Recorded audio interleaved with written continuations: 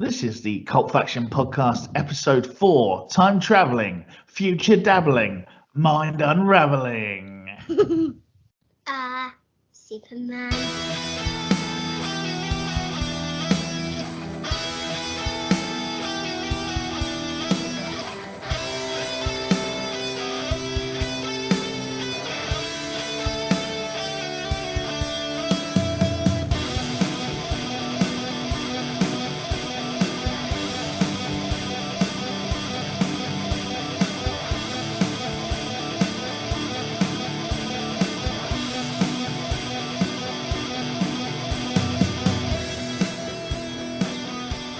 Hi everyone, and welcome again to the Cult Faction Podcast. This is Episode 4, Time Traveling, Future Dabbling, and Mind Unravelling. My name's Brett, and joining me today are...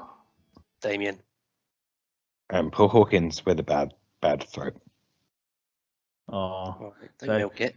You could email in some sympathy cards, and we'll see if anyone anyone cares or not. Be kind. I bet I get a lot of sympathy for that. Yeah.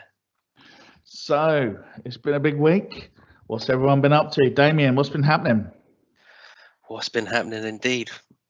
I feel like I've just spent the entire time sat in front of the TV, which I guess If only we did a podcast I know. about watching TV and films and stuff. It's a stroke of luck, isn't it? So I'll quickly run through the things I've been watching. I've watched the Block Island Sound. I've watched The Stand, the entire series.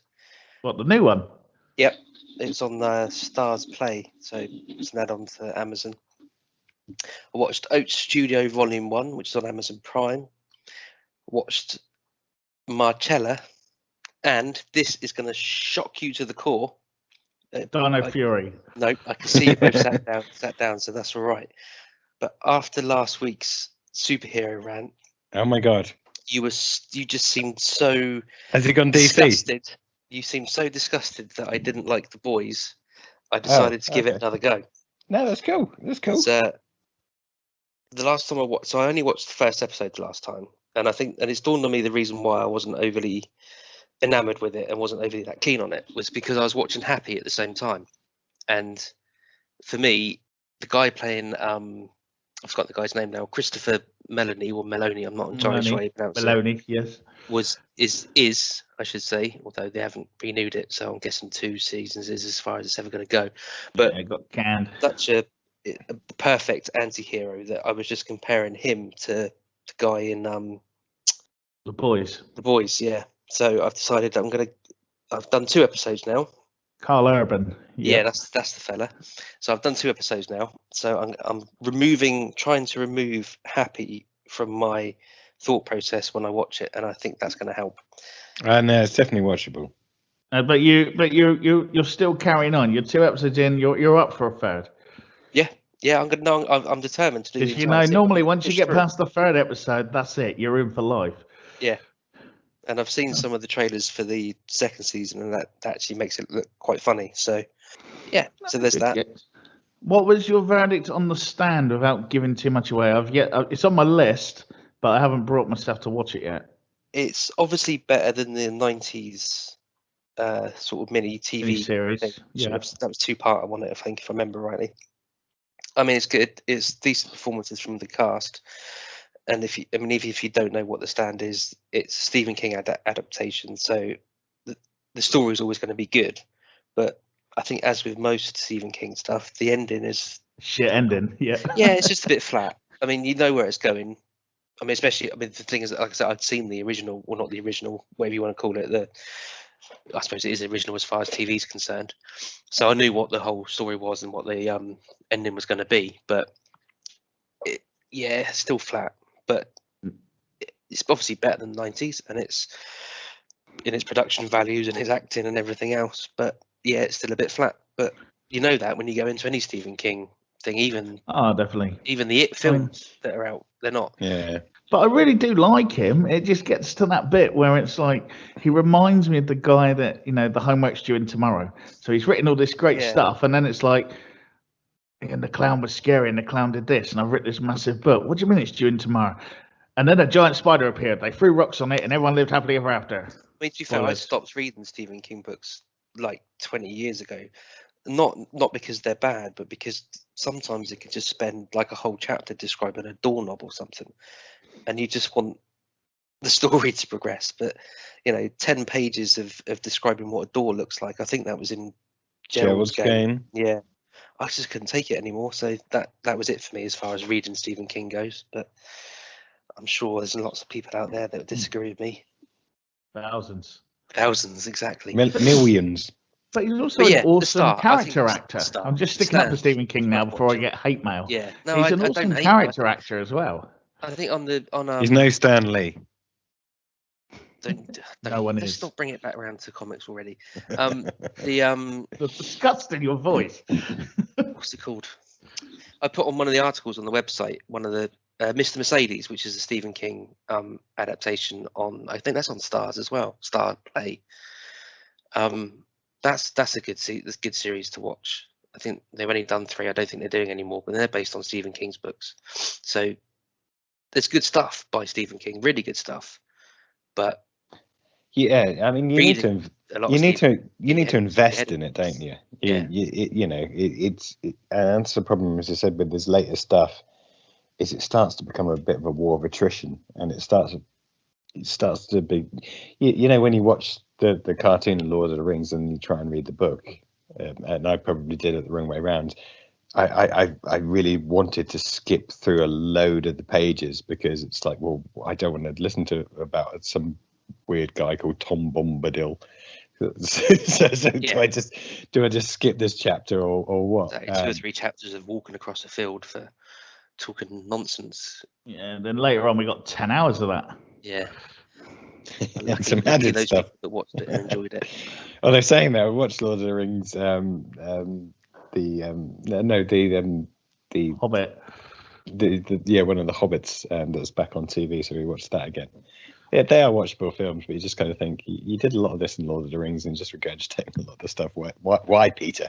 Why? They paid a lot of money for those props and special effects, and they're going to get their money's worth. Yeah. I still think it was cheeky that they won an Oscar every year for using the same special effects. It's like, it's the same thing. Okay, I know it's a different film, but it's like part 2.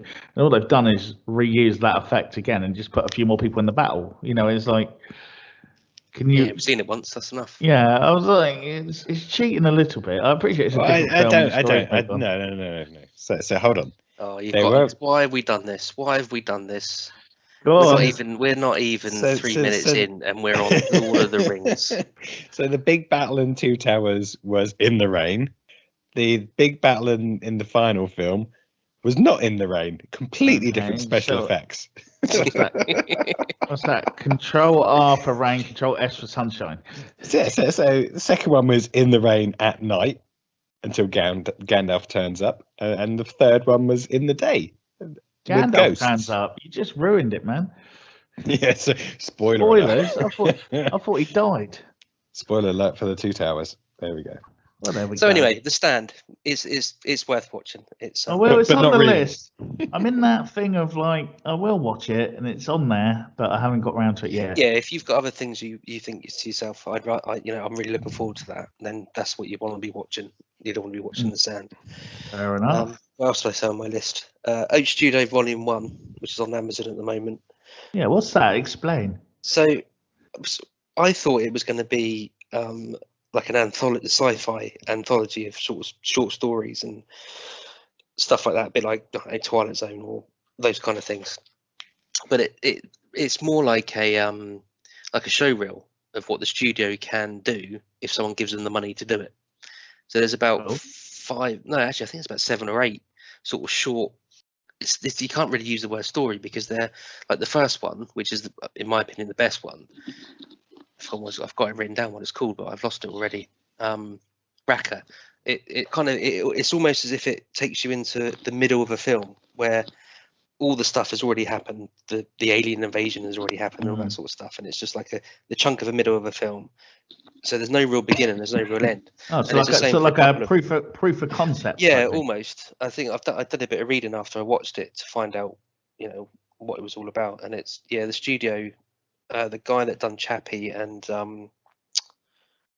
I didn't write it down, so I've forgotten now. District 9. Yes, that's the fella. So it's a studio that it looks like he set up the studio with a bunch of creators to sort of put some stuff out there and try and gain momentum to get some stuff off the ground. It looked like there's another one in there that's sort of set in Vietnam about what's in the story is called the River God, and that's the one they seem to be they picked up and run with to try and get a Kickstarter going and crowdfund and stuff, but it never happened. But there's some really good stuff in there. Like there's little sort of infomercials that are sort of sending up 80s cooking shows, which is like one of them. They're funny and they're a bit disturbing all at the same time. So there's some really good stuff. It's worth a watch. But if you go in at expecting or wanting to see a story from start to finish, it's not what you're going to get. It's literally, look, this is what we can do in our studio if you give us the money. But still worth watching. And the final thing I've been watching is Marcella, and I just wish I hadn't bothered. I don't know if anyone. Marcella? Marcella is an ITV thing. It's been going for years. Who's the lead female actress? It's Hannah Frail. That's right. And it originally, like however many years ago, I don't know. I think this is season 4, maybe. I don't know. It doesn't matter. It's not important. I think I know what you're on about now. Yeah. It originally started as she was a sort of normal detective, if you like, and she had a few sort of personal issues and stuff. I remember that now. Yeah, and it's gone from that to being she's a straight out nutter who works undercover trying to infiltrate this gang of Northern Ireland organised crime thing. But it just goes on too long, and kind of it's just daft thing to say, seeing as it's called Marcella, but it focuses too much on the fact that she's going a bit mental and not on the actual story thing that she's supposed to be investigating. So did you watch Tin Star? What's the first? I think funny enough, I was talking to my dad about this the other day. I'm pretty certain I watched the first 2 seasons, but I haven't seen the third. But I'm not entirely sure if I have seen the second one or not. I can remember the end of the particular season, but I can't remember if that was the end of season 1 or the end of season 2. Yeah, because they did that whole undercover cop going a bit too far and a bit crossing the line and suffering for his work, as it were. Yeah. ID was the best one at that. Reece Dinsdale and Reece Dinsdale, who's now in Emmerdale.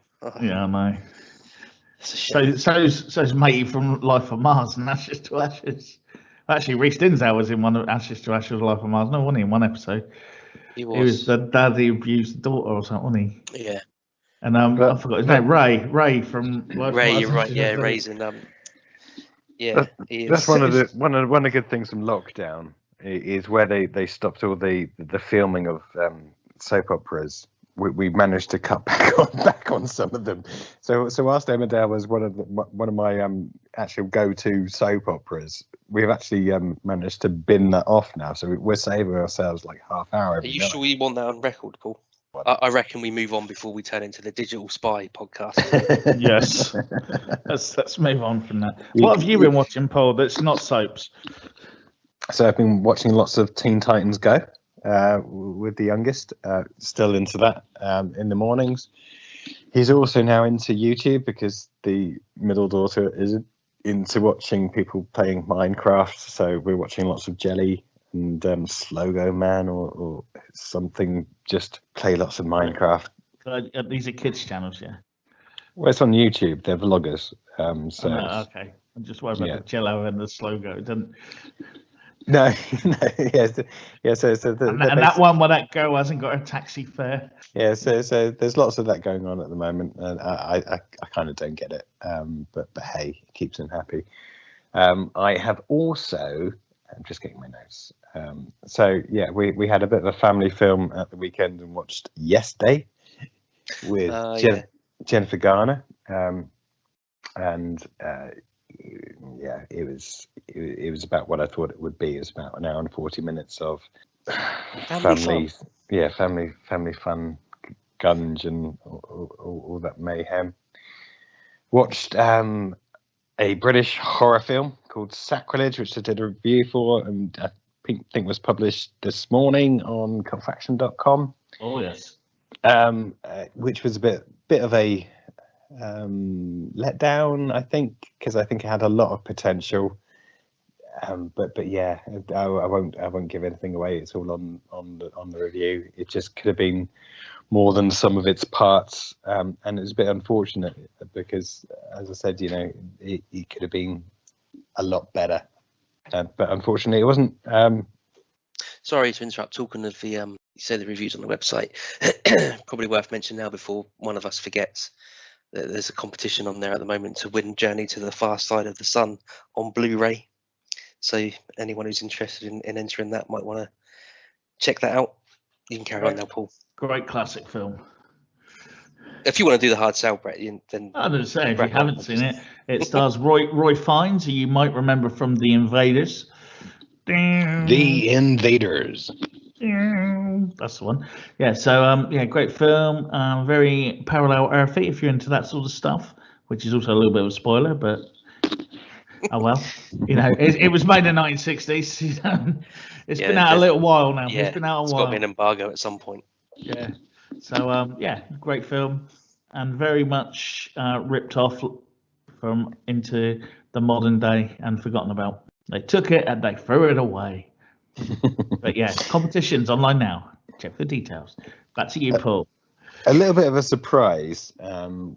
We started watching, well, not necessarily a surprise for you two, but for me, because it kind of came out of the blue. Is we started watching Behind Our Eyes on one of the streaming services. I think it's Netflix. Yeah, it's Netflix. I've seen the didn't trailer pops up. Again, didn't know much about it, but wanted to watch something. It's a limited series, and it's actually really good. We binge watched it all week, and it takes it from a couple that are obviously going through some issues. He has a little bit of an affair. She goes a bit psycho, but then it takes it up another level and goes all a bit abstract and a bit chocky, and you'll get that if you do watch it. I won't give too much away because it will really ruin the ending of it. Yeah, please don't, because I've no doubt it's on the list that Sarah's going to watch. But it's definitely watchable. As I said, there are actual genuine spins and twists in the plot, and it does take. Maybe I'll give it a go then. No, I saw everyone talking about it and thought it's just going to be another kind of like that I wasn't the target market for it. No, I think if you see the clip that I don't know, it depends. I guess it depends on what app you've got Netflix on, but on mine a lot of things automatically start if you hover over them, and it doesn't. So it's not necessarily the trailer; it's the scene from the film or the scene from the show. It looks a little bit more sort of edgy and interesting than just your basic kind of love triangle type thing. No, but that was a cool thing. There's lots of twists and turns, and it takes you off on a bit of a tangent at the end or last couple of episodes of the limited series. Definitely worth a watch. So if you have a few hours to kill during the next week, give it a binge.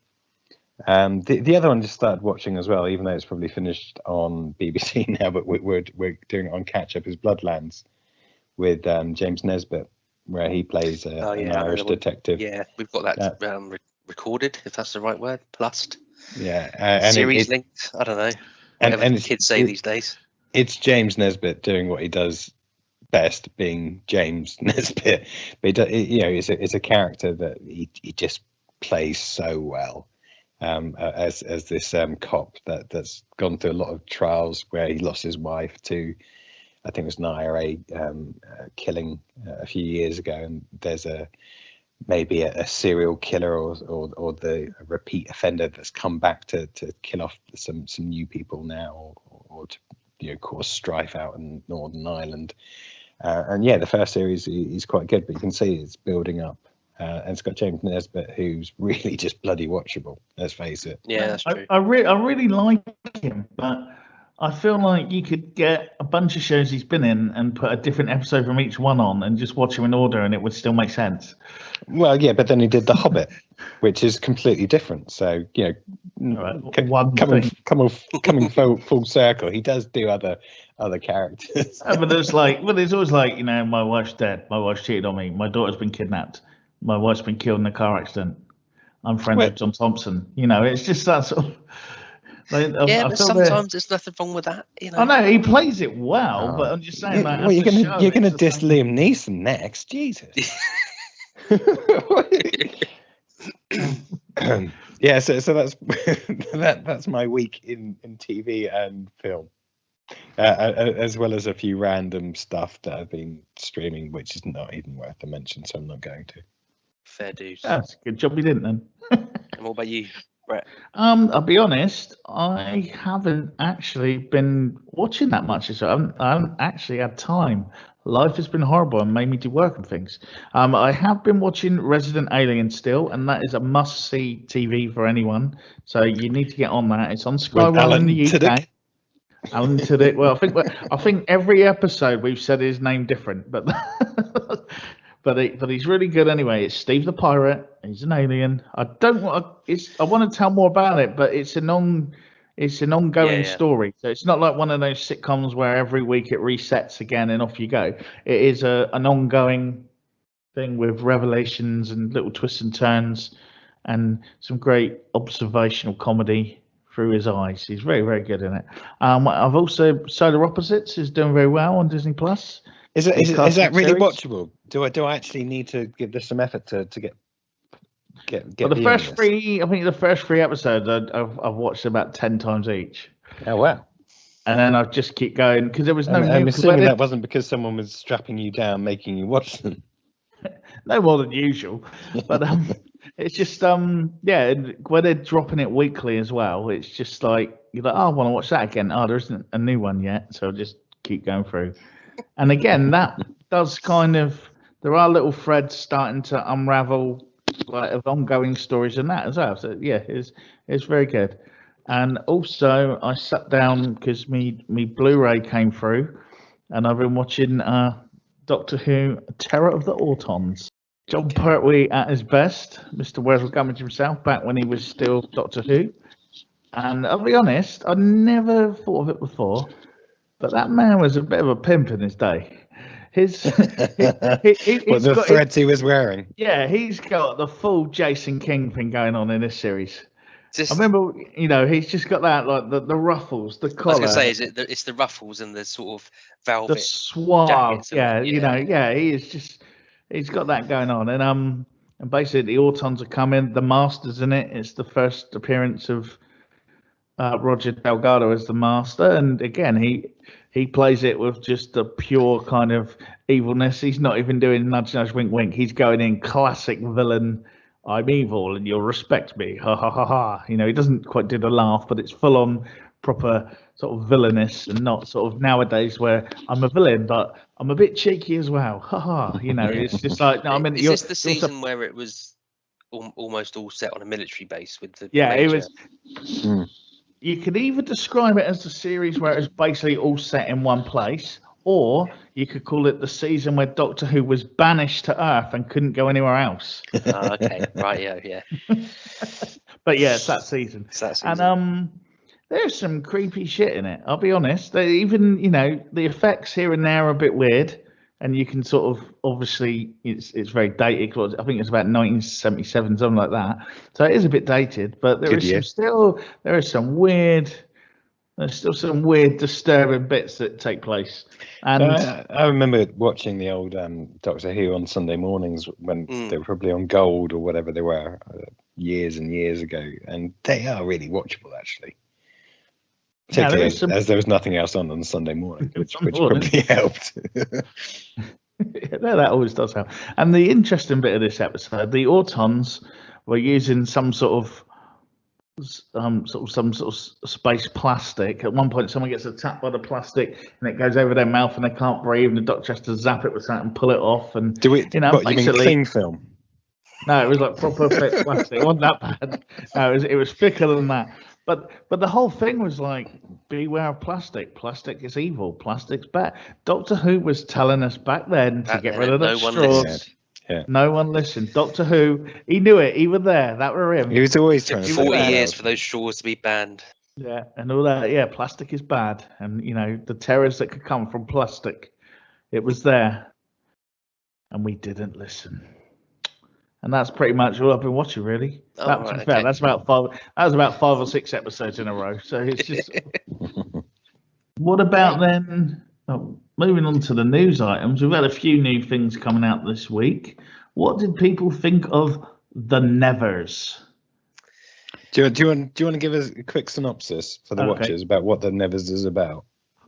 The Nevers is an epic sci-fi science fiction drama series which spotlights a gang of Victorian women who find themselves with unusual abilities, relentless enemies, and a mission that might change the world.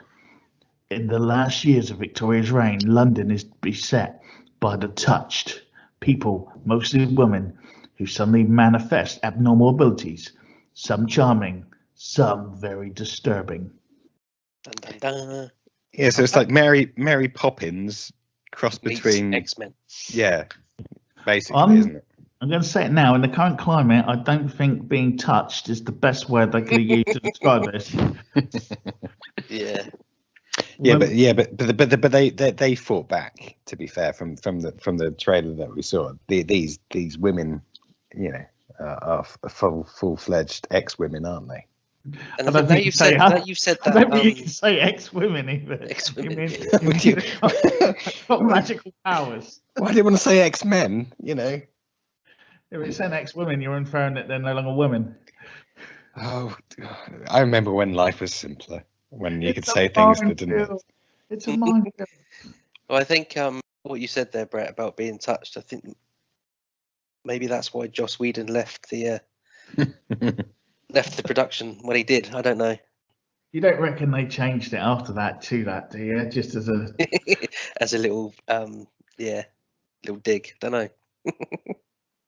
Just another. These women are the champions of the new underclass and making a home for the touch while fighting the forces of, pretty much all the forces to make room for those whom history, as we know, have no place.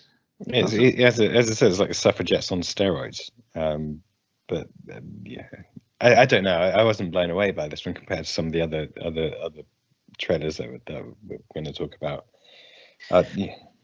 I know what you mean, but I mean I like the idea of something like this that isn't set in either now or the future.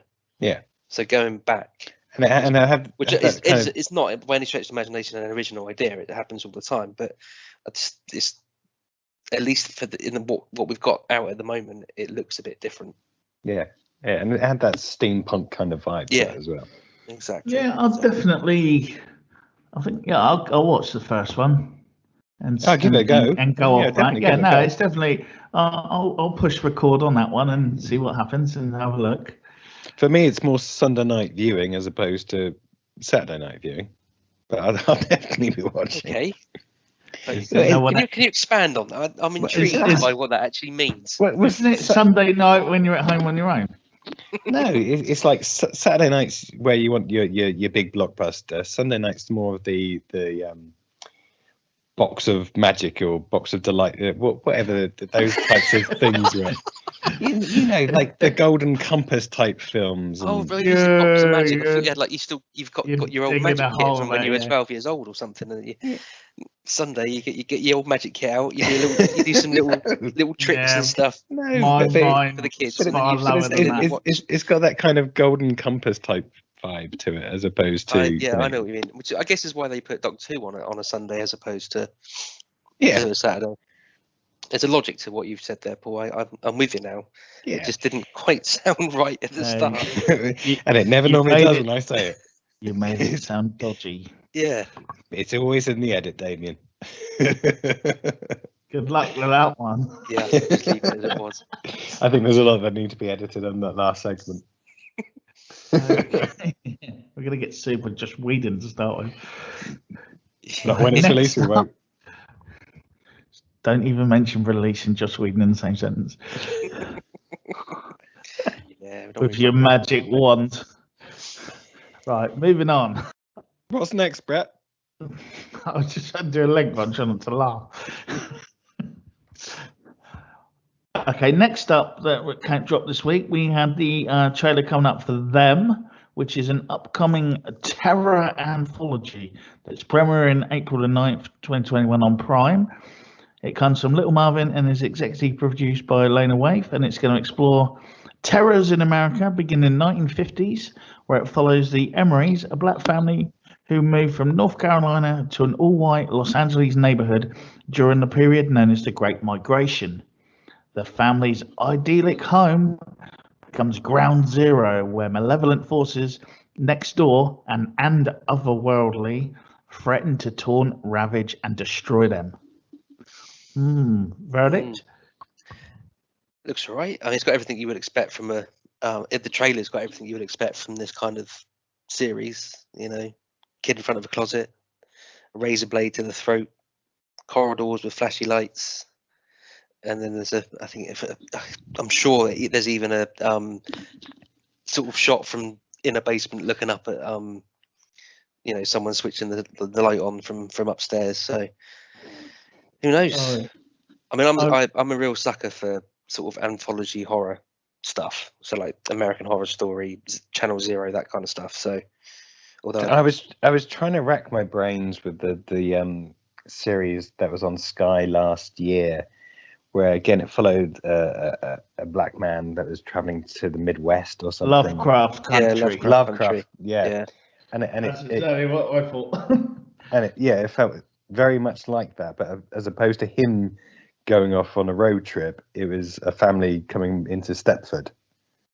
Yeah, definitely spotted the sort of Stepford vibe to the but the aerial shots. But then at the end of the trailer, it did seem to get really dark, and I think it was building up from like Stepford Wives into, and now we're going next level. You're my wife. Yeah, you're my wife, Dave. Yeah, I don't know. I could be wrong, but I think this is going to be it's going to take 3 episodes to suck you into watching it, and then it's going to get really good. Maybe it's just whether I can be invested into those first 3 episodes. But yeah, as I said, it felt very similar to that other one on Sky. Yeah, I mean, I like Lovecraft Country was good. Yeah, I was going to say the Lovecraft. I haven't seen all of that yet, but yeah. It's good. Yeah, man, I'm going to push record on that one. Yeah, I mean, to be fair, the soundtrack gets me because when I can't hear Windmills of Your Mind without getting a little bit freaked out. It doesn't matter what it's in, even when it popped up in Adam Partridge back in like 20 years ago, and it was like a completely innocuous music over the top of whatever he was doing. It still freaks me out. So remember that, filmmakers, if you want to impress Damien. Just play Windmills of Your Mind over whatever you're doing. Doesn't matter what you're doing, it suddenly makes it scary. Yeah, there we go. Right, so that's a thumbs up from everyone then at the moment to give it a go. Okay, next on the list we have the Irregulars, where we meet B, Jesse, Billy, Spike, and Leo, and we join this ragtag gang as they uncover the demonic and mysterious depths of Victorian London alongside the sinister Dr. Watson and his enigmatic business partner, Sherlock Holmes. Dropping March 26th on Netflix. Paul, what do you reckon? Yeah, so they've seen Stranger Things. They think, well, that worked with lots of kids being the protagonists in a dark, scary production. Can we do something along that ilk but in a different timeline? I don't know. I wasn't blown away by it actually, and I really wanted to be. I kind of like the twist with Sherlock Holmes and Dr. Watson being sinister, and then potentially having to battle against him, which I kind of got from the trailer. I don't know. It's always a tough one about how dark they can be with kids being involved in it. But as I said, Strange Things did it well. And I think this is their take on it in a different genre. Again, almost steampunky type vibes to it, and being in the Victorian era as well. There seem to be a lot of those coming out recently. Yeah, I was just going to say, it's like a bit earlier on, we were saying how different it is having things set in the past, and then we get. It's like all the production teams have been collectively in individual studios going, well, what hasn't been there? Well, what have we got left over from this film that was done last year? Werewolves are done, vampires are done. We can't do those anymore. Damien doesn't like them. I've said it before. I've got nothing against werewolves. It just didn't some of your best friends are werewolves. This really reminded me of back in the early 80s. Do you remember the Baker Street Kids, which is on BBC One? It was about 6-7 episodes, which starred a man who grew up to be one of Britain's finest actors, Adam Woodgett. And he is. I'm not saying anything. Adam Woodgett, if you Google him, if you don't know who he is, as soon as you see him, don't spoilers. If you Google him, Adam Woodgett, and you'll suddenly see him, go, oh my God, yeah, that man is the British actor. And and it was a bunch of kids who ran around doing their own thing, helping Sherlock Holmes out. Obviously, this budget looks a bit more than what the BBC had when they made those 8 episodes in about 1981. And but yeah, it's where they're going to go with it. For a 90-minute pilot, it could work. And I think you hit the nail on the head. The production looks slick. It's just, where they're going to go, where they're going to take it. That's the thing. It's when you take established characters like the Irregulars, which I don't know how many books they're in for the Sherlock Holmes, but we all know who they are. They're the street gang that he goes to get stuff done, do a bit of spying or whatever. But so if you take that premise and then flip it so that they're the good guys, and there's probably no end of where you can go. It's just whether it's going to be entertaining or not where you take it. But how many episodes can Watson and Holmes be dark and mysterious and them still go up to them? It's like at some point there's going to be actually we're not bad, we're just like a bit weird and creepy, and that bloke there just like shooting up drugs a lot. Yeah, but then you can say that about how many times can Batman capture the Penguin without actually killing him, instead putting him in Arkham and then letting him escape 2 or 3 comics later. But he's following the law. These are some children, orphan children running around London who are scared of Sherlock Holmes and Dr. Watson by the sound of it, but keep helping them. Yeah, again, I think this is one of those productions which is what's the target audience and whether it's whether it's us or not. But again, whether that most things are never us. No, but even with Stranger Things, that got a target audience across the board, whether they were teenagers, adults, or people like us. It was watchable. But that's because they had a good story and then just started chucking anything into it to try and get people to like. I mean, Stephen Jarman wrote an article on Cult Faction about it ages ago. He called it out before it happened. He called it Netflix karaoke. And it basically ended up becoming Netflix karaoke with the Never-Ending Story. Never-Ending Story, yeah.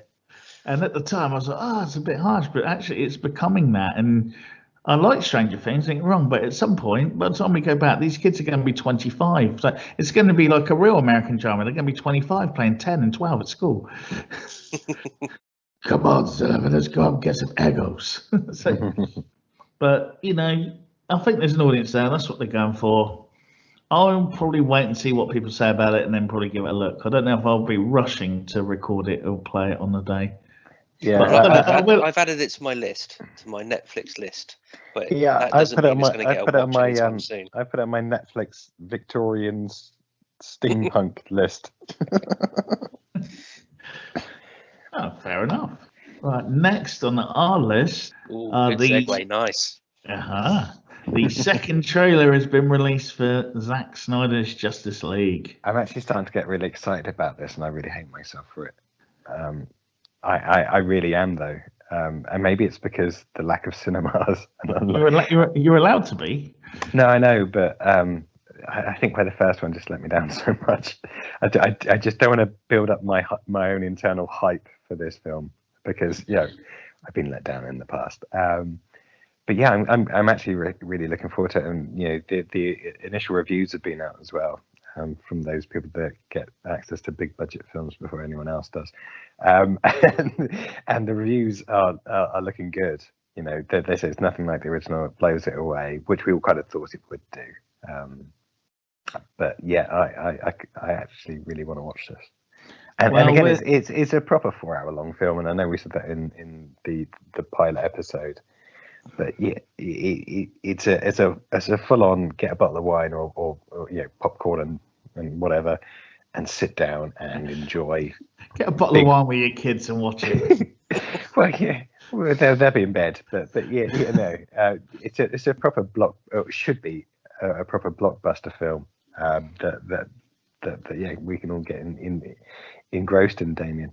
It's probably a good time to say as well, we will be doing a special extra episode where we review and go over the Snyder cut of Justice League. So stay tuned for that. Details of 4 hours of superheroes. That's what we'll be doing. Yes. Sorry, when are we doing that? Our episode will not be 4 hours long though. So we'll be going over it: the pros, the cons, the good, the bad, the ugly. We'll do the watch along. No, it won't be a watch along. No. And just see me. Well, if you want to hear a grown man cry, then maybe you want to do a watch along with me. I'll be asleep by hour 2.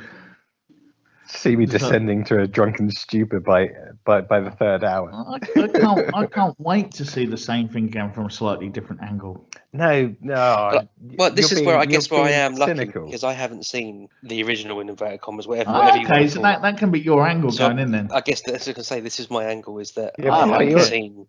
We've got the. I haven't seen any of the DC. Well, we've got the. I've seen the Christopher Nolan Batmans. If that's of any use whatsoever. There's 2 shaking heads in front of me there, so I'm guessing that's a no. Well, I come from recover that. Yes, okay. So Damien's coming in from the cold. Paul's the optimist, and I'm probably describing as pessimistic. I want to take issue with that phrase, "coming in from the cold." That makes me sound like I want to watch this, and I want to defect to being a. Well, you might want to yet. You don't know that. You have no opinion at the moment. Exactly, I have no opinion. So I'm not a spy coming in from the cold who's being dragged in across Europe to get to watch this film. That is not the case whatsoever. Okay, yeah, like the undercover spy that's been caught and dragged along. Yeah, that's more like it. Other border. It's either join us or die. A bit like Misery. We're going to break his ankles. Hold on. Now I'm excited. When are we doing the special podcast for this one then? You really were wrecked last week, weren't you? No. I'm just saying. We had a full-on conversation about this after we stopped recording. Yeah, no, but for the listeners that might not know. And you. And me, it was a long week. Don't try and put this on the listeners. You forgot we had this because you were wrecked. Yeah, so we'll have a special review episode of Zack Snyder's Justice League coming up. We're aiming to get it out as quickly as we can for when the film's released. So stay tuned for that special bonus episode. I'll have all 3 of us. Damien coming in with no opinion. Paul, who's really excited to watch it. I'm excited already. And I can't wait to see exactly the same thing from a slightly different angle. It's going to be amazing. It's going to be the same scenes, but longer. Yeah, I need to maybe set my horizons a bit lower, don't I? Longer, darker, grayer, more artistic. Slower. Slower, more hallelujah-y. So I guess I'm the only one who actually goes into it with as open mind isn't the right word, is it? But no. Yeah, no. I certainly going in with no expectations. I want to like. You want to believe. I want to believe. I want to believe, yeah. Me and Fox Mulder, man, we want to believe. But he's just done everything to not make me believe in all the other films he's done that have been a bit shit, really. But we'll see. Right, last on our news list, we have Voyagers. Yeah, I was really excited by this because I thought there was a remake of the 80s film Voyagers. Did you think it was Star Trek? No, it's not. No, wasn't there a film called Voyagers? There was Voyagers. Where some kids make a spaceship. No, that's the Explorers. You have me going then as well. No, Explorers, which is an awesome film. That is a definite on the list of films everyone should be watching. If you can probably God knows how you can get hold of a copy. But Voyagers Explorers is brilliant. If that's it. Well, it's not that. In this one, let's have a look. With the future of the human race at stake, a group of young men and women bred for intelligence and obedience embark on an expedition to colonize a distant planet. But when they uncover disturbing secrets about the mission, they defy their training and begin to explore their most primitive natures. As life on the ship descends into chaos, they're consumed by fear, lust, and the insatiable hunger for power. There we go then. Seen it. No need to watch it. If you listen to that synopsis and then watch the trailer, you've seen the film. It's Lord of the Flies set on a spaceship. And also, if you do watch the trailer and feel that voiceover would go better over it, please email them and let them know. In a world. Yeah, I watched the trailer this afternoon. To be honest, nothing appeals to me. Yeah. And what I found really bizarre is that I'm going to say what I'm going to say. Well, it makes a big thing from the director of Limitless. Why would they? Because that's a shit film. So why do they tell us that? Unless it's to kind of forewarn you that you're going to get lots of close-up of eyes. Because that's all I can remember from Limitless, and all the stuff about Limitless was Limitless was lots of close-up of blue eyes. Well, the drug taking. Yeah. So it's similar with this, where they're taking drugs. Made by Limitless, dude. Do you know what scared me the most about it? What scared you the most, Brett? What scared you the most, Brett? It stars Lily Rose Depp, the 21-year-old daughter of Johnny Depp and Vanessa Paradis. How old are we? Yeah. Or how old are they? You could spin that both ways, to be fair. Yeah. How long ago was Joe LaTaxi now? Of course, it was like 1989, 88. Yeah, late 80s. Oh, man. If only there was somewhere we could time travel back. Hey, Damien, what's up next? I can't find it on my sheet. It's our top 5 time travel devices. From movies? From movies. Oh, was it movies? I thought it was just in general. Good job I chose movies. It is a good job you chose movies. You're Right. instantly disqualified. So that brings us on to one of our regular features. Today we're going to come up with our top 5 time travel devices. Top 5 travel devices. Yeah, let's stop that now before we go into sexual chocolate. So, who wants to start? Who wants to kick this bad boy off? Paul, what have you got at number 5? So my first top 5 time traveling device is a hot tub. From hot tub time machine. So I deliberately didn't go deep on this. I didn't try and be all deep and meaningful. I just went for those films that are watchable, that I keep going back to. If it's on telly, I will watch it. That's got great appeal. I thought the sequel was. I like the sequel as well. I thought they were both good. Yeah, so Hot Tub Time Machine is just a very, very funny film. John Cusack, a number of other big old comedians. 80s icons. Yeah. Cameo from William Zabka himself. Yeah. It's just a very funny film. I think it came at a time where it was nothing else like it, and it's just a very funny film. They go back and go back to their younger selves and try and relive things in a different way. And it's just an incredibly funny film with lots of very laugh out loud funny scenes. Brett, what's your number 5? My number 5. Well, just at my list, I've kind of gone for some films that I feel need a little bit more love.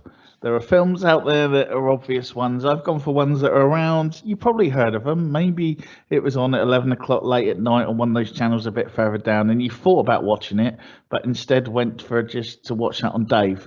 Now, this is your chance to try and go and watch one of these films.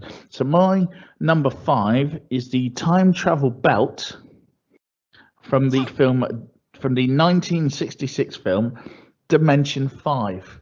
Now, I know some of you will be like, oh, that film. And some of you will be like, what film? So I'll give you a little clue. It starred Jeffrey Hunter as Justin Power. And he had a magic time traveling belt. And he worked for a special agency that kind of protected time and stuff. Hang on. Just before we go any further, was this belt magic? Or was it technically developed by the organisation that he worked for? It was So I some think kind they're of two very clear distinctions. yeah. No, it was some sort of weird science stuff that Okay. wasn't fully explained, but you got a couple of sentences really quickly, and then you But didn't really you go assume back that to it. because he works for some sort of government or because it's not Government thing, yeah. magic, as in No, not magical. But the baddie, there was a guy called. It was very much of its time. So let's just say all the baddies. is that a are trigger warning? Yeah, all the baddies are of a particular Oriental persuasion, and they are led by Big Boss, who is Harold Sakata, who you might remember as Oddjob from Goldfinger. Yeah. And the other guy in it is Robert Ito, who was Quincy's assistant. And then later on, he was the doctor on the X-Files when they're in the train with the alien. And he kind of does a lot of voice work now, and is normally spent a lot of the 80s being the token Oriental doctor, lawyer, police sidekick, or whatever. But a great actor in his own right. But that was just how they treated him, unfortunately. But he done well out of it. So yeah, so it's a time travel belt. He bounces around through time. And against some very, very of its time villains. It has been a while since I saw it, because I even had to look up what it was called. The only reason I remember it is because of Oddjob and Jeffrey Hunter, who was Captain Pike in the Star Trek pilot that then got replaced by Shatner when it was the main series, and which I thought Paul would be chopping in on now, but I think he's having a sneezing fit, I think. Yeah, I'm having sneezing fit, so I've gone on mute. Yeah, that's all right. But yeah, so it starred Jeffrey Hunter, who was Captain Pike in the Star Trek pilot episode, The Cage. So that was it's probably one of those films. I'm trying to think, if I went back and looked at the whole cast list now as well, it's probably one of those films just full of people that you'll know, but all got thrown together for about 2 weeks in 1966 and made this slightly kind of a little bit racist when you look back at it now, time traveling adventure. For my number 5, I've got I don't actually know, can't remember if they actually name it in the film or not, but I've literally written it down as the rocket sled from Time Cop. Just because it's I think that was it, yeah. Yeah, I think it is cool. I can't remember, but it's just bizarre. It's a sled on wheels, and it has to reach a particular speed to travel, and at the end of the round, not 88 miles an hour. I don't know what I think it doesn't. I don't even know if it says what speed it has to go at, but by the shaking camera and everything else, you can tell it has to go really fast. And he sticks his chewing gum on the console so that he doesn't swallow it at the speed he's going. But at the end of the rails is a whacking great big concrete wall. So if you don't make the speed and make that jump through time, some poor bugger's going to be scraping you off the wall, which is a bit of a design flaw, isn't it? It definitely is. They could at least put some I don't know, mattresses or some foam at the end rather than Elon Musk isn't designing his rockets nowadays thinking I'm only going to give these guys a little window before they explode. Before they explode, exactly. And then when they do make the speed and they make the jump, it just disappears. They arrive in their destination, and I think in most cases just drop into water, and the car, rocket, whatever you want to call it, has just disappeared. So it's just a bizarre method of time travel with no real explanation, which is not necessarily a bad thing, because sometimes you don't need that in films. But yeah, it's a weird one.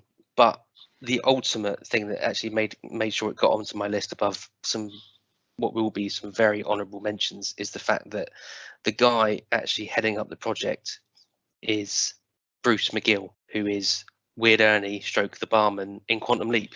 And this being a film list, there was no other way I could get Quantum Leap into the conversation without using the rocket sled from Time Cop. So there you go. That's why the rocket sled is my number 5. Like Bruce McGill.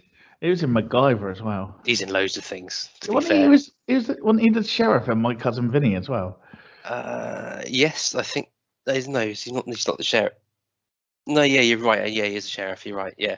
Or the chief or whatever. I don't know what you call it. But yeah. Yeah. Oh man, yeah, Bruce McGill. There's an episode waiting to happen. Yeah, I think good show. Heroes of Cult on old Brucey. Yeah, definitely. Just to check, I just rechecked my memory on Dimension 5, and they were an espionage corporation that Justin Powell worked for, right. And the Asian Chinese organization were called the Dragons, just to keep it going. And I said Harold Sakata played Big Boss. It wasn't Big Boss. It was Big Buddha. So I was a bit close. So yeah. It touches on many more nerves than I thought it did. But so probably is one that's probably hard to find. Yeah, that's why it's not on much. Yeah, so I was just checking it because it was just nagging me in brain. So I'll just look it up because it's. But I'm sure it's one of those. If one of the further down channels, it'll appear at about 2:00 in the morning one night, and you'll wonder what the hell it is. But yeah, something like Forces TV. Oh. Don't soil the name of Forces TV. Oh no, that's what I've been watching as well. They've been rerunning V this week. They've been rerunning Too late. You missed. We moved on. We're on time machine devices now. If I know I had a time machine device to take me back. If only. Okay, then. So number 4, we'll go to Brett, as Paul went on the last one. What's your number 4? Should have come to me. I was prepared. Yeah, it's ready. I'm debating it. I'm just so go on. Oh, go on then. We'll move. Well, yeah. Paul. Okay, so mine's a combination. So basically, there are time holes, but to find them, you need a time map, aka in Time Bandits. So Time Bandits was a classic film that I absolutely loved and probably wore the VHS tape out so many times watching this. So this is this features a young boy that has a mysterious event happen to him. There's I think there's like a horse that tears through his wardrobe late at night. He's not sure whether he's dreaming or not. And then another night comes along and lots of dwarves fall out and take him on lots of adventures throughout time. If I didn't know what this film was, that sounds really dodgy. to take on basically the ultimate evil in the universe. It's a cracking film, and it was only really when I was trying to rack my brains of all the time traveling films that I completely forgot about this, and it was such a great film at the time. It's got Sean Connery playing Sean Connery in his best ways. The young boy is hated by most of the dwarves that he works with. But it's brilliant. And it's great. I just forgot how good this film was.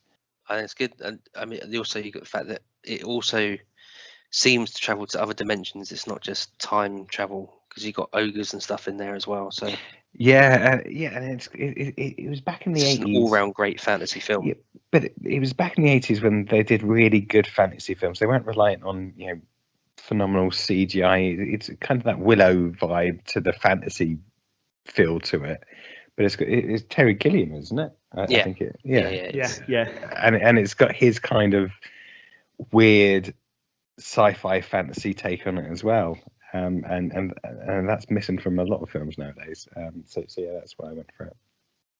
Okay. Brett? I'm still torn, but I'm gonna go for my number 4. Will be a jet plane engine. Donnie Darko. It is Donnie Darko. It's a plane engine that rips through time and causes a vortex. Frank knows. Who's Frank? Frank's a man dressed as a rabbit, and he knows. And he tells Donnie how long he's got left before the world's going to end. And a bunch of weird shit happens. And Fair just dues. thinking about it now, one of the little girls in it, the little slightly large, maybe Chinese girl who gets bullied in the thing that Donnie Darko helps, she's in One Division. I've just realised that as I'm thinking about it. But but really good. Well worth checking out. Get the director's commentary where he actually does explain it on the special edition. So it's none of this David Lynch. It's what you take in with you. It's in your mind. No, he explains it all to you. Yeah. The jet engine is an artifact that rips through time and creates a vortex. And Donnie has to put it back through somehow. And it also gave us one of the strangest Christmas number 1s ever, didn't it? Yeah, about 2 years after the film came out. That was what was even weirder. It just But that in my mind kickstarted this whole thing now that you see on TV adverts with wispy young female vocalists singing covers of 70s and 80s rock songs. stripped back on a piano and slowed right down. But anyway, that's clearly you're right. what people But want Donnie these days. Darko is better than that, though. Yeah, it is. It's a great It film, made actually. stars of nearly everyone in it, and even Patrick Swayze's in it, and he plays an unusual character for Patrick Swayze. No spoilers. And and he actually did all that. What a great dude, Damien. Well, my number 4 we've already talked about it's Hot Tub Time Machine. Covered it. The thing that, apart from it being a great film, the reason I've put it into number 4 is that you don't get any explanation. It doesn't tell you why the hot tub is a time machine, whether Chevy Chase has tinkered with it in some way, or it's that Russian Red Bull drink type thing, whatever it's called. I can't remember. Chernobyl. That's the one. That's the badger. Yeah, you can't get more on the nose than that, can you? But I don't know where that came from. But how you can, it turns an everyday germ soup spreader hot tub into a time machine with no explanation. We don't know. We don't care. It doesn't matter. It's just a great film. Loads of 80s references. Obviously, we've just said about the plethora of 80s icons that actually appear in the film, including John Cusack, I guess. Great film. So. Mate, isn't it? George McFly's in it as well, isn't he? Yeah, Crispin Glover's in there. He's the guy that does the ice sculpture, and it's just awesome. Yeah, it's one of those only films where they're rooting for a guy to lose a limb. Yeah, exactly. Okay, what number 3? So I'll go because I'll be really quick on this one because I've only got one thing written down about it, and that's the Time Machine from the original, and I mean the original Time Machine, not 1960. Rod Taylor. Yeah, not the That was my number 6. 1960. Yeah, I've got that. That was my That was not the Guy Pearce remake. It was it was like Guy Pearce and Samantha Mumba. Was it Samantha Mumba? It was, wasn't it? I thought it was. Couldn't quite remember if it was or not. But yeah, and the only reason I've put it in there is it kickstarted the whole thing, to be fair, but it just looks so damn comfortable. I mean, it's literally an armchair. It was built with some dials and whatnot. Yeah. I mean, it's not that practical. Someone's got it in their house now, haven't they? I can't remember who it is. Someone famous owns it now, and it's in their house. I don't know. I know it popped up in an episode of, or a replica rather, popped up in an episode of Big Bang. Big Bang Theory. Yeah, they reacted that. They acted that out very well. Though the speaker. Yeah, it's very funny. But it just looks so damn comfortable. The only downside is it doesn't actually move. So it goes through time, but it doesn't necessarily move through space. No, it could be. So, yeah, but where would we have got all those shop window bits from? Yeah, exactly. But that's my number 3. Excellent. That was a good honorable mention. Just as an aside, I had it as a footnote on my bit for that. If I mentioned it, 'cause that was almost where Donnie Darko was, and I replaced it. Rod Taylor, who was the star of the Time Machine, is in the very first episode of the Time Tunnel. They're on the Titanic, and he is the captain of the Titanic. So it's a little almost like a little handover. Tunnel, that's that one that was the TV series one, yeah. TV series, and then they kind of use the exact same thing in. That's Ace Ventura, not Ace Ventura. Austin Powers. Austin Powers, Jesus. 2 very different films. Yeah, Austin Powers, Jesus. I haven't seen that one. That's Austin Powers 5, is it? My number 3, is The Time Machine from the 2007 film True Crimes, which was a foreign language film, but stars Cara Delevingne as a guy called Hector, who is being hassled by this man in pink face bandages and tries to run away from him. Happens to all of us, doesn't it? And then basically then this other dude pops out who he can't see and encourages him into this factory warehouse place, and then he tells him to make t-shirts. And then tells him to hide into this machine, which is a time machine, and then basically it just unfolds, and it's apparent basically everyone he's ever met that day that's hassling him is just a different version of him trying to get him to do something else, and it's just a real big head screw up film, but very good.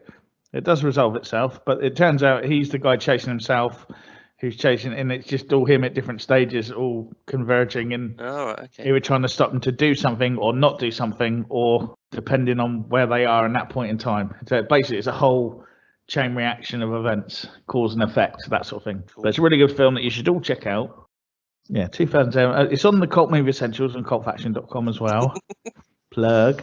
And no, really good, but it's a bit of a, it's not quite, I don't think you need a notepad to watch it, like dark, but it's there are moments where you're like, so that's that. But yeah, makes you think. So Paul, what was your number 3? Okay, so my number 3 was a combination, but they're all appropriate. So it was a wormhole and gravity and black hole, and it's the film Interstellar. So I love this film, and it's probably not one of the films that people would genuinely admit to loving. I haven't seen it, so this is Matthew McConaughey playing a astronaut that had an accident. He's on Earth. Earth is dying. There's something wiping out all the crops on the Earth. Plastic. That's exactly what I was about to say. All comes back down to plastic again, doesn't it? I think it's called the blight. But yeah, it's basically killing off all the crops. So they know humanity doesn't have much time left. And then some strange things happen, and he and his daughter get called basically to coordinates on a map, and lo and behold, they find themselves face to face with Michael Caine, who happens to be heading up a division in NASA to save the planet.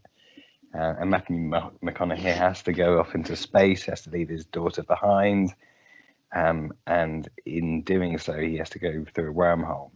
But also, one of the things that happen is they go to a planet with some immense gravity, which is by a black hole, and that means that if they go there, if they spend too much time there, that basically is the equivalent of 7 years on Earth for 1 hour on this planet. So it's a really clever film, and actually there's a lot of decent science that's gone into the film. It's a bit nerdy. No, not really. Well, maybe it is, and maybe that's why I'm so nerdy. Maybe that's why I'm so reticent about admitting that I like it. But there's this pounding orchestral soundtrack throughout of it. There's Michael Caine that constantly says, "Do not go bravely into the night," or whatever it is, or a great I can't remember, it might have been Keats' quote or whatever. It's just a phenomenal film with a great ending, and there's wormholes, as I said, there's extraterrestrials, but are they? There's this whole, he's left his family back on Earth. Will he ever get back to them, and what age are they going to be when they get back to them? Is humanity going to be saved? And I can't help but watch it whenever it's on. And to me, that's a sign of a really good film. That was a bit cool. Deep then, wasn't it? It was a bit, yeah. No, but it's definitely worth a watch. My number 2 is Time Boobs. No, it's not. It's Time Boobs 2. The second coming. Bring it back to our level, shall we? What number are we on? I'm confused. We're about to start number 2. And I've lost track of whose go it is, so if anyone wants to say. I've got number 2 ready, and number 2 is a toilet urinal. Yep, I know the one. Well, I don't know. I know the film. I know that one. If I knew that one, I'd be visiting very often, if that's even a phrase. Go for it. No, you crack on. I thought you were gonna buzz in. Yeah. No. Frequently asked questions about time travel. The 2009 hugely underrated sort of British movie, directed by Gareth Carrick, who sadly passed away of, I think it was leukemia, just after the film was released, 1 month before the film's release, and that was why there was never any more, unfortunately, because they sort of teed it up at the end for maybe some other ones, and that was why it never happened. It follows 3 blokes played by Chris O'Dowd, Dean Lennox Kelly, and Matthew Wotton, who you'll know as Mr. Poppy from Nativity, and I think he did. You say so. The TV psychic that got banned really quickly, Shirley Ghostman. Oh yeah. Yeah, Shirley Ghostman, and then Chris O'Dowd was from the IT crowd and now Hollywood. And Dean Lennox Kelly, who was the next door neighbour in Shameless. UK version. Yeah, I know. And they're basically three friends. Two of them are avid science fiction fans, and they've got their snarky mate. Sounds familiar. Maybe that's why I like the film so much. Yeah, and they attempt to basically go down the pub and accidentally time travel. But it's all very much bottlenecked. It all takes place pretty much in the pub through the different times, and then they end up with like different versions of them running around. Anna Faris turns up, and there's there's a lot of homages to different things. I mean, the poster is very Back to the Future. Yeah. Lots of little references and clever tricks in it, and the less you know going in, the better it is, I think, Did you say really. 2009? It was, let me just double check, the 24th of April 2009, and it got its British TV premiere on the 1st of August 2010. I would have said that was only a couple of years ago. As would have I. The power of time travel. Yeah, exactly. Maybe it was for us. Maybe it was, yeah. But yeah, it's basically, almost our life story by the sound of it. But the time travel device in that one, it was a urinal, and you don't often get to see that in a film. It's an unusual method of time travel for a theatrical released film. But again, I'm pretty sure there's a Cult Movie Essentials article on this on the site. If you go and have a look, I'm sure I wrote one on that. What was anyone else's from a number one? What were your number twos? So my number two. This again, I've said that's a good segue, isn't it? Urinal onto Urinal to my number two, yeah. My number two is going to shock you. It's a DeLorean. It's not. I haven't put it as number one. Oh, wow. I know. I'm wondering what your number one is. There's nothing that hasn't already been said about a DeLorean, so I'm not even going to bother discussing it. But that's my number two. Was the train better? Yeah, I'll put the train as number one. No, I haven't. Okay, Paul, what was your number two? So my number two is Alien Blood, aka From Edge of Tomorrow with Tom Cruise. And I know this may not go down well with many. I love the film. I think it's. I don't think I know what it is. I'm being honest. That's not even sarcasm. Explain it to me. No, so the thing I like about it, to start with, is it's Tom Cruise who plays he's not a captain.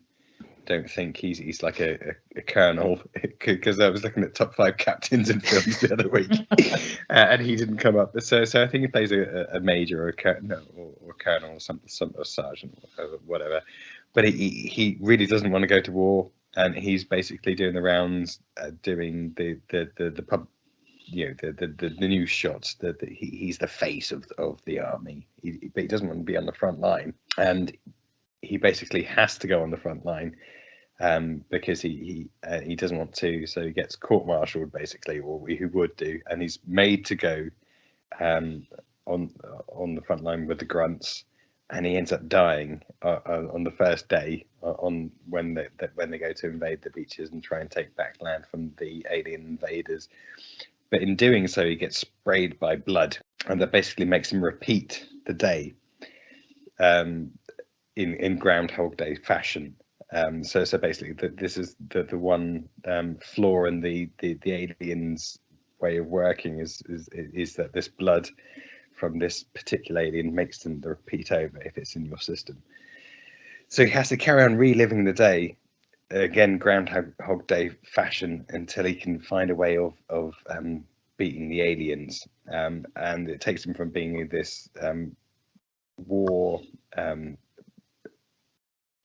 hater or basically scared of being involved, into being like a top-notch army vet, because for him it's years and years and years of repeating the same training and all this kind of good stuff. It's just a cracking sci-fi action film, and I'm not doing it any justice. I'm just looking at it now. I've never heard of it, but looking at Bill Paxton, Emily Blunt, Jonas Armstrong. But that's the thing. Emily when Blunt. did it come out? How old is this film? Noah Taylor. About 10 years old or so. So Emily Blunt is basically this kick-ass Marine, because she's had the power in the past, so she's got all the skills. 2014, sorry. Yeah. So she's a this top-notch army kick-ass general or whatever she is, or captain herself. I can't remember what they call her now. The Rita. Yeah, but she's got a title like the kick-ass killer of Verdun or something. I can't remember. Rita. Yeah, but she basically trains him up. Well, there's little moments like he'll break his spine in some of their training sessions, and he's like going, "No, I'm okay, I'm fine," and she just like shoots him in the head so they can get on with the next day. It's really good. And again, the only reason I chose it is because it's one of those films for me. Whenever it's on, I just start watching it, and I'll have to watch it through to the end. It's really, really watchable, and it's got exoskeletons in it and all that this kind of stuff. It's based on a manga. Were you on holiday and you got hypnotised? Because there's 2 films now that if they pop up, you have to just sit down and watch them. Are you sure you didn't go to like one of those hypnosis things and you were the one picked from the crowd? But this is why I did it. Is because I didn't try and do anything. Deep. It's just what time traveling films do I constantly rewatch? A lot of kids' films are very rewatchable. And anyone that has kids, they've got a magic formula which I don't think a lot of adult films have. The amount of adult films that I'll watch once and not fussed whether I watch them again.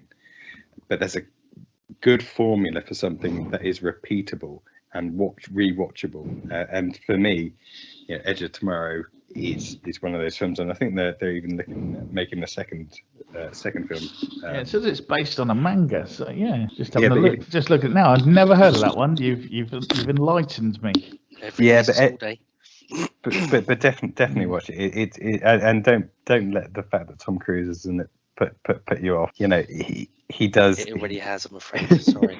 It's got Bill Paxton in it, so it's balancing it out for me. It doesn't balance out enough. No, but it's a really good watch. It's a really good watch. And that's why I chose it as my number 2. So it's time to reveal our number 1s then, I guess. Who wants to go first? Drum roll. Well, I'll go first because mine's not a showstopper anymore because we've already done. So I went for DeLorean. Because it was one of I remember on my 8th birthday or 9th birthday, we got 2 videos. One was Back to the Future. And again, I hadn't heard of it as a kid. We were just perusing the video shop as it was. I was allowed to choose 2 videos. One of them was Back to the Future, and one of them was something about Dallas. No, it was John Cleese. It's a John Cleese one. Clockwise, yeah.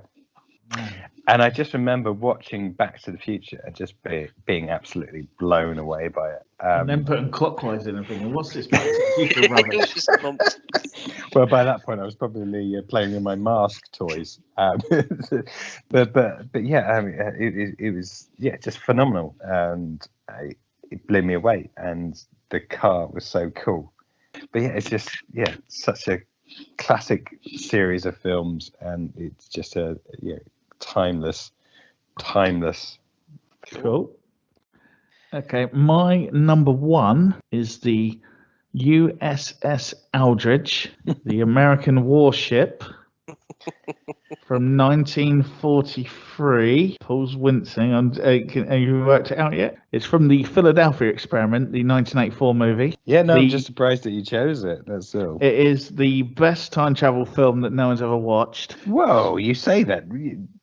People have watched it. It was a big film in the day, wasn't it? Or was that just me making it up? Yeah, it was for us. The story is massive. The story is massive. Yeah, the film's been remade a few times, and basically every version is shit apart from the 1984 one. That's official. You heard it here. Basically, the story behind it is based on a true story. The USS Aldrich in the. Well, hold on. You say based on a true story. Let's. Well, I'm just about to tell you that bit. If you let a man talk, let a man talk, boy. So it's based on the true story. The USS Aldrich was being used to, they had all this cool scientific equipment stuff that they were using to try and make it invisible to radar. That was the experiment that was going on. It was wartime experiments to try and make this warship invisible to radar. And then lots of sort of rumors and stories have spread out of that over the years of what may have happened. Did the ship actually turn invisible? Did it do this? Did it do that? And there's all sorts. You can spend many hours going through YouTube videos of people that live in trailers and all sorts of other things. And online, there's all sorts of different theories and X-Files like conspiracies about what happened. But in the film, the USS Aldridge, when they turn on the equipment to go invisible, it creates a vortex, and it gets sort of sucked into this vortex. And two of the sailors, David Harrody, played by Michael Paré, and Jim Parker, played by Bobby DeSico, fall off the boat and end up in, at that point, modern day 1984. Obviously, it's not modern day anymore, but for them it was at the time when the film came out. And they bump into Alison, a girl who helps them, played by Nancy Allen. Always good. Good on Nancy Allen, RoboCop. And but then the town where this takes place in 1984 also disappears and gets sucked into the vortex. So there's a whole thing. They're certainly deviating from the original story then. Oh, totally, yeah. And yeah, there's a whole thing of at one point Jim has to go back through, and then Michael Paré has to go back through, make sure his mate's safe, because they need to close the vortex or the world's going to be destroyed. But how can they do that?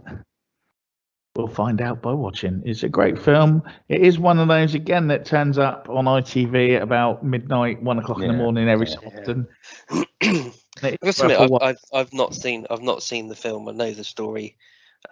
It's a classic. I say urban legend. That's not really the right phrase for it, is it? It's yeah, it is a bit of an urban legend of what happened, because it's like Roswell, isn't it? It's got all these different things that have come out of it, of what may have happened. What you know.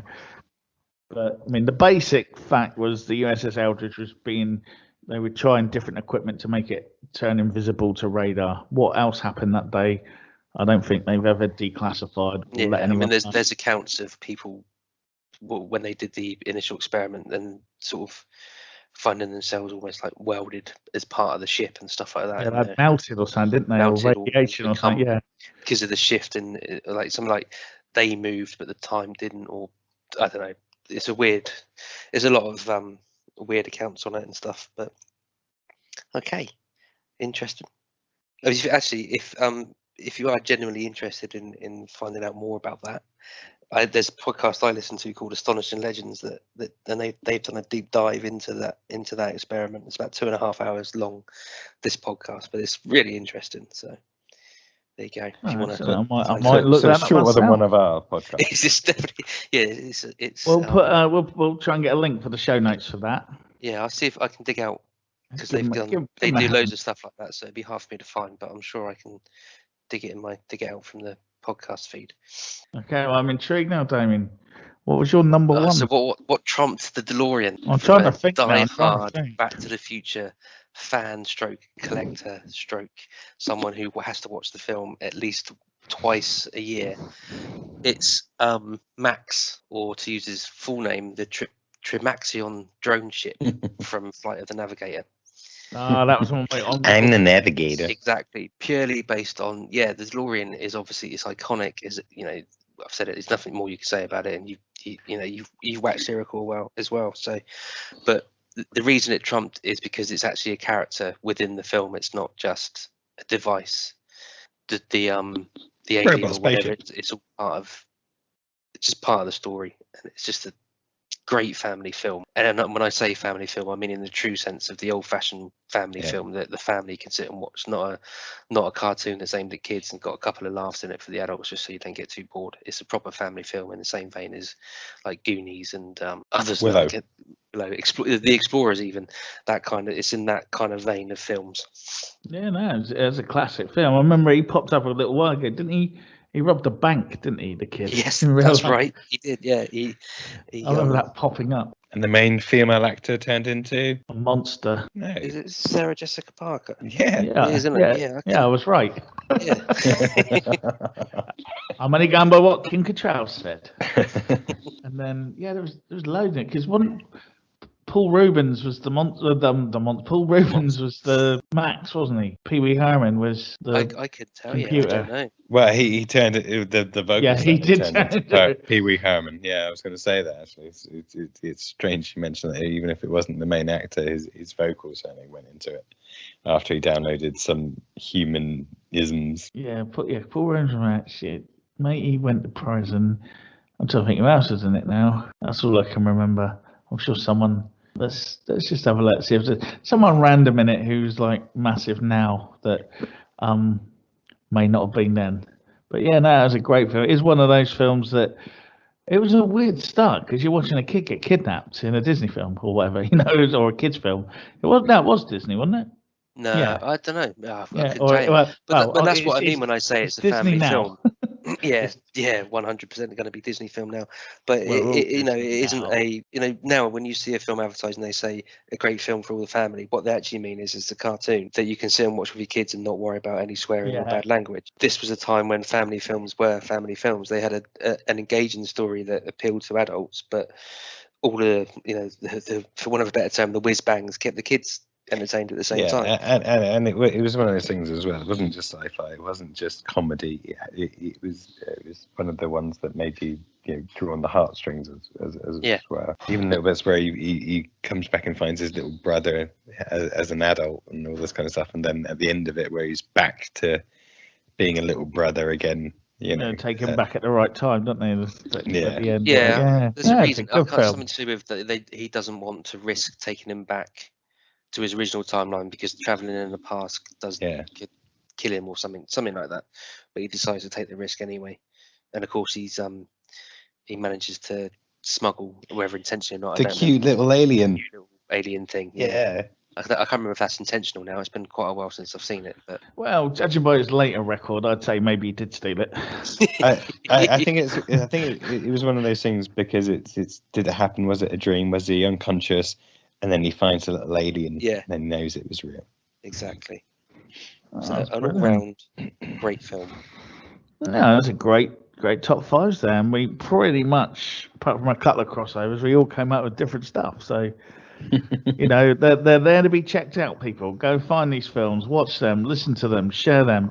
Maybe not Dimension 5, that might offend you now. It was 1966, but it's worth a look. Maybe not so the Tom Cruise one, but well, Give it a watch. I promise you, it's a good film. Wonder if Edge that's of where he Tomorrow. got into Scientology.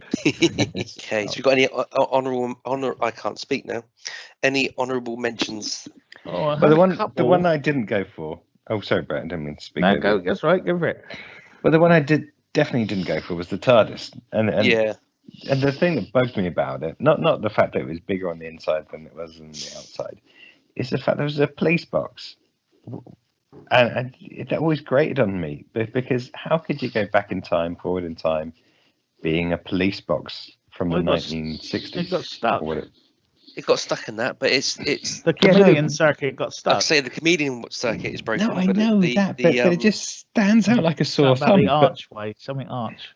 And no one finds it a bit strange. Yeah, but it didn't in the 60s, though, did it? Yeah. I mean, think about there are no phone boxes anymore, really. So it should be sticking out a lot now. Yeah. But it doesn't. What else did I have? I had Star Trek 4. Yeah. The one where they saved the whales. I had Frequency. Oh, Which- I've got that. That's on my. But My I couldn't honourable work out mentions. if it was time travel or not, so I didn't No, put it in. that's why I didn't put it If in. they as well, communicate because- across time. Yeah. And I Yeah. didn't know how to spell Aurora Borealis for No, time me neither. travel. I put device. space thing from Frequency because I can't even pronounce it, let alone spell it. So. Hi, as George McFly would say, I'm cutting in here. We lost audio shortly after this part of the conversation, so this is in fact the end of the podcast. Hope you enjoyed it. Goodbye. Superman. Oh, this is so hard. No, I'm going to have to look now. It's going to get on my tits. I don't want to judge it, but I think she thought it might be a bit of an old man comment. No, I made myself look a dick. That's good. Talkies? They make talkies now? If only you could do that in real life. Me. Oh my God.